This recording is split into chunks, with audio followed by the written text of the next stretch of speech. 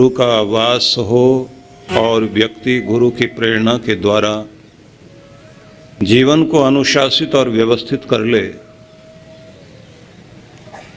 तो उसके जीवन में कुछ नई क्रांति घटित होनी शुरू हो जाती है। क्योंकि गुरु सबसे पहले इस बात पर जोर देता है कि प्रत्येक दिन की यात्रा, जीवन की यात्रा आपकी जागने से शुरू होती है। तो सबसे पहले आपको अपने जागने से ही जीवन जहाँ से हर दिन का शुरू होता है वहीं से स्वयं को संभालना है। तो प्रभात का समय आपका बहुत ही शांति का होना चाहिए, मधुरता का हो। चीखना, चिल्लाना, ऊंची आवाज में बोलना सुबह सुबह नहीं होना चाहिए। मन को पवित्र रखें, शांत रखें और मन में आते हुए डरों को, चिंताओं को पहले अपने पेपर पर, कागज पर लिखो।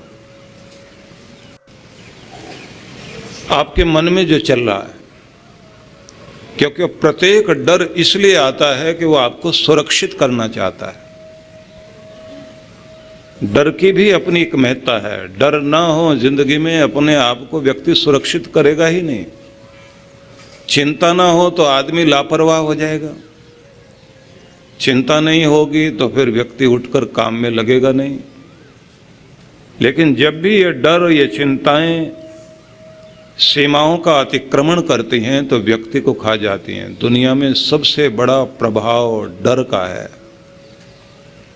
जानवर डर के कारण ही नियंत्रित होते हैं। और हिटलर तो ये कहता था कि पूरी दुनिया को वश में करना है तो लोगों के ऊपर डर बैठाओ, डर के बिना बात नहीं बनेगी। लेकिन जो आपके जीवन में डर हैं वो आपको निगलने वाले हैं। डर, चिंता, क्रोध, शोक, भोग, निराशा, इन सब का प्रभाव व्यक्ति के प्राणों पर पड़ता है। तो प्रत्येक दिन जब आपके मन में प्रभात में तरह तरह की चिंताएं और डर उपजते हैं, पुरानी बातें याद आएंगी, जो आप करना चाहते हैं नहीं हो पा रहा, वो सब डर उन्हें कागज पर नोट करना चाहिए।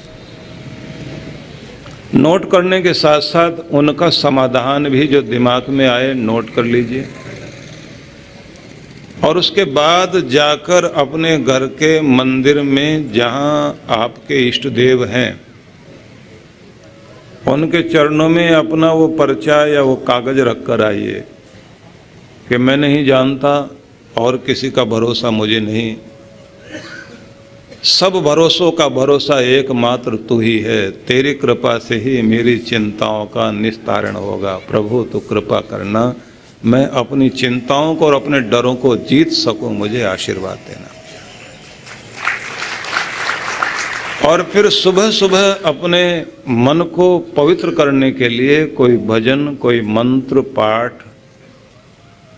ऐसा कोई भी म्यूजिक सिस्टम में सीडी वगैरह लगा लीजिए कि जिससे आपका मन उस समय शांत हो और भजन, मंत्र पाठ और जाप के साथ साथ ही प्रभात में एक्सरसाइज करते हुए स्वयं को तैयार करना चाहिए।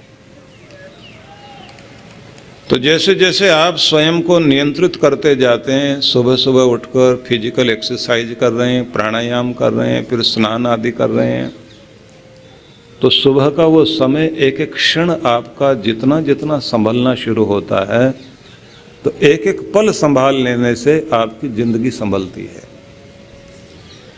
इसलिए सद्गुरु आपको जब मंत्र देता है तो सबसे पहले तो आपको यही सिखाता है कि नियंत्रित करना सीखिए स्वयं को, अपने समय को। टाइम मैनेजमेंट जब आपको आ जाएगा तो आप अपनी लाइफ को भी मैनेज कर सकोगे, स्वयं को भी डिजाइन कर सकोगे। सिखाया यह भी जाता है कि जैसे जागते हो, आंख खोलने से पहले मन मन में अपना गुरु मंत्र जाप करते हुए आपको उस समय एक प्रार्थना करनी है।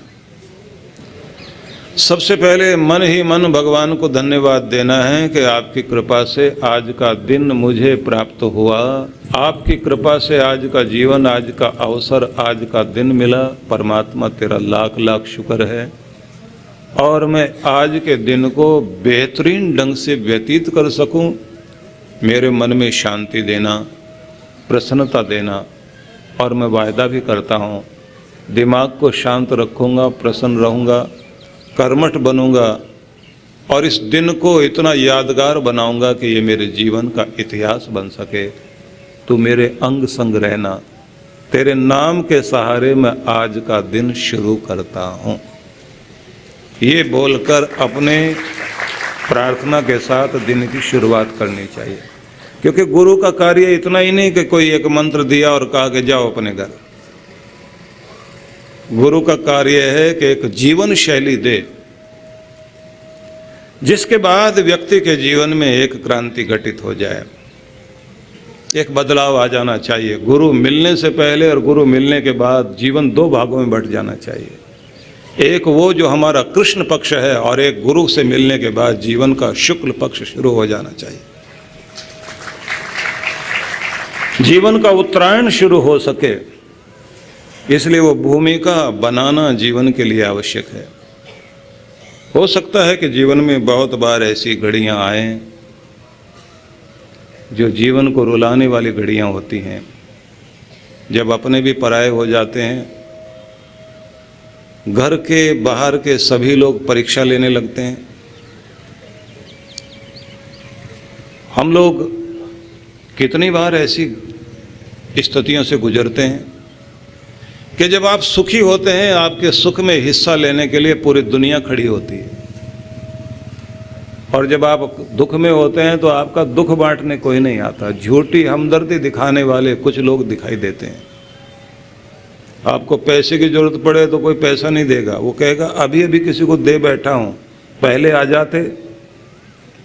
आप वैसे किसी से हाल चाल पूछिए क्या स्थिति, तो कहेगा बहुत बड़े बड़े बाग हैं, बड़ी फैक्ट्रियां हैं, बड़ा काम चल रहा है। और जैसे ही आपने कहा कि कुछ थोड़े से पैसे के लिए आए थे, तुरंत उसके बाग सूख जाएंगे, फैक्ट्री बंद हो जाएगी, दुकान में भी ताला लग जाएगा।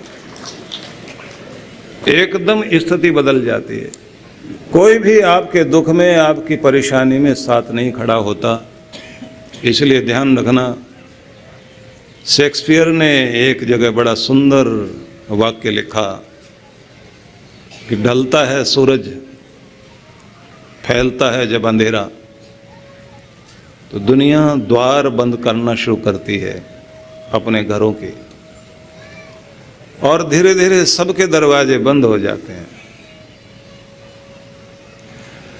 क्योंकि अंधेरा आते ही लोग घरों के दरवाजे बंद कर लेते हैं। जिंदगी में किसी के दुर्भाग्य आ जाए और अंधेरा फैलने लग जाए तो सारी दुनिया और सारे रिश्ते भी दरवाजे बंद करके खड़ी हो जाती है। आदमी अकेला खड़ा रहता है, केवल अकेला, कोई साथ नहीं। जब सब दरवाजे बंद हो जाएं तो याद रख लेना चाहिए वो द्वार खुला हुआ है पीछे, जो परमात्मा का द्वार है। इसलिए अगर प्रार्थना करनी है तो उसी से करो, या तो आंसू प्रकट करने हैं तो अपने सदगुरु के आगे, या फिर अपने भगवान के आगे। बाकी दुनिया के आगे कभी मत रोना। इस दुनिया के आगे बेबस होकर रहोगे तो कोई आपका साथ नहीं निभाएगा। दुनिया के आगे समर्थ बनिए, लेकिन परमात्मा के आगे ही असमर्थ होकर बोलिए कि बस तेरा सहारा चाहिए।